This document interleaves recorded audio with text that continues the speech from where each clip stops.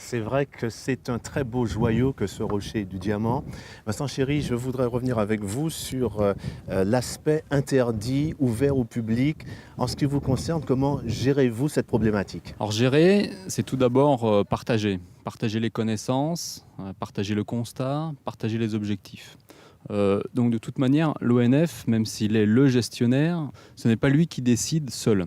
Donc tout d'abord, il est important de bien comprendre que dans cette affaire, on ne peut pas réussir la gestion de tel territoire si nous n'avons pas l'adhésion de tous les partenaires, au premier rang desquels le propriétaire, l'État, et bien entendu les collectivités, les maires et tous les usagers, les ayants droit.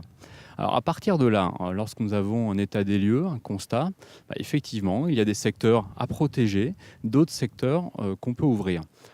C'est tout l'enjeu de la gestion des espaces naturels ouverts au public, c'est de démontrer que la préservation de l'environnement n'est pas contradictoire avec une ouverture au public. Et effectivement, à partir du moment où on est sur cette ligne-là, il y a des secteurs à préserver, des mises en défense. Ça peut être temporaire, il peut y avoir des saisons.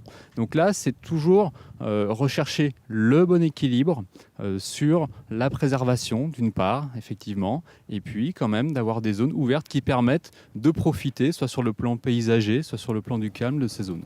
Est-ce qu'il n'y a pas quand même une notion de priorité en la matière? La priorité, c'est la biodiversité, c'est le paysage.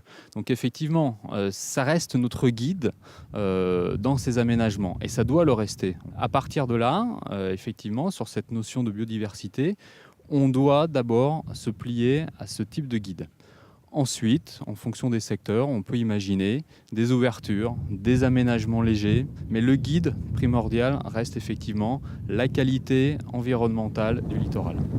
Alors Michel Moreau, nous l'avons évoqué assez rapidement tout à l'heure, l'aspect humain est quand même très très important. Comment vous y prenez-vous? Est-ce que vous ne pensez pas qu'il serait temps quand même d'associer justement les habitants ou ceux qui résident sur ces îlets? En fait, il faut dissocier, je pense, l'intervention du conservatoire en matière d'acquisition foncière, où effectivement, je peux comprendre que le propriétaire peut se sentir par moment dépossédé. Mais l'objectif du conservatoire, c'est tout de même l'ouverture du site au public. Donc ce sont déjà dans un premier temps, un premier travail de concertation avec les personnes en place, les privés, qui sont toujours propriétaires de leurs espaces, mais qui bénéficient d'outils de protection relativement fortes. Et lorsqu'évidemment, ça ne suffit pas, parce que ça arrive souvent que ce soit inefficace, on passe à une vitesse supérieure qui est l'intervention foncière menée par le Conservatoire du littoral.